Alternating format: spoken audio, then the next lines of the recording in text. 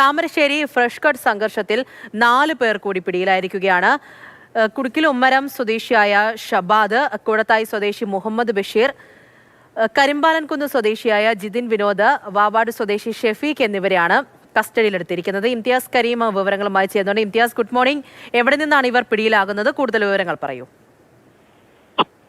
പൂജ, ഇന്നലെ രാത്രിയിൽ നടന്ന റെയ്ഡിലാണ് ഇപ്പോൾ കൂടുതൽ പേരെ ഈ സംഭവവുമായി ബന്ധപ്പെട്ട് കസ്റ്റഡിയിൽ എടുത്തിരിക്കുന്നത്. ഇതോടൊപ്പം 9 പേരാണ് നിലവിൽ ഇപ്പോൾ കസ്റ്റഡിയിൽ എടുത്ത് പിടിയിലായി. അറസ്റ്റ് ചെയ്തവരുടെ എണ്ണം ഇപ്പോൾ 9 ആണ്.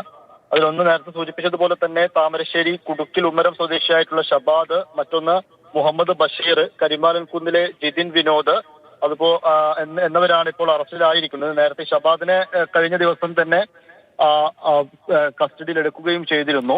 ഇവരെല്ലാം ഈ സമരത്തിൽ പങ്കെടുത്തവരും പ്രസംഗിച്ചവരും ഇതിന് നേതൃത്വം കൊടുത്ത ആളുകളുമാണ് എന്നാണ് പോലീസ് പറയുന്നത്. പക്ഷേ ഈ പ്രധാന ഫ്രഷ്കട്ടിൽ സംഘർഷമുണ്ടാക്കിയെന്ന് പറയുന്ന പ്രധാന പട്ടികയിലുള്ള 1, 2, 3 പ്രതികളെയൊന്നും പോലീസ് ഇതുവരെ അറസ്റ്റ് ചെയ്തിട്ടില്ല, കസ്റ്റഡിയിൽ എടുത്തിട്ടില്ല എന്നൊരു കാര്യം കൂടെ നിലനിൽക്കുന്നുണ്ട്. എന്തായാലും കൂടുതൽ പേരെ കസ്റ്റഡിയിൽ എടുക്കുക, അറസ്റ്റ് ചെയ്യുക തുടങ്ങിയ നടപടികളുമായിട്ട് മുന്നോട്ട് പോവുകയാണ് പോലീസ്. അതോടൊപ്പം തന്നെ എടുത്തു പറയേണ്ട മറ്റൊരു കാര്യം, ഈ ഫ്രഷ് കട്ടിൽ സംഘർഷം ഉണ്ടായതിനെ തുടർന്ന് കുറച്ചു ദിവസം ഫ്രഷ് കട്ട് അവിടെ തുറന്നു പ്രവർത്തിച്ചിരുന്നില്ല. എന്നാൽ കഴിഞ്ഞ ദിവസമൊക്കെ വീണ്ടും അവിടെ നിന്ന് വലിയ രീതിയിലുള്ള ദുർഗന്ധം വമിക്കുന്നുണ്ട് എന്ന് നാട്ടുകാർ പരാതി ഉന്നയിക്കുന്നുണ്ട്.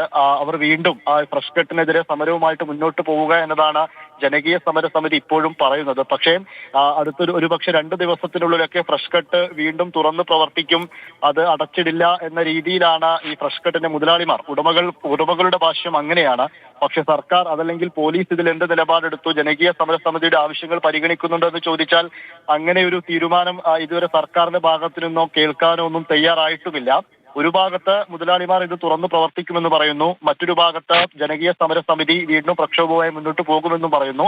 അതോടൊപ്പം ഈ പരിക്കേറ്റ പോലീസുകാരെ അടക്കം ആക്രമിച്ച കേസിൽ ഈ സംഭവവുമായി ബന്ധപ്പെട്ട് കൂടുതൽ ആളുകളെ പിടിക്കാനും അറസ്റ്റ് ചെയ്യാനുമുള്ള നടപടിയുമായിട്ട് പോലീസ് മുന്നോട്ട് പോവുകയാണ്. പൂജ.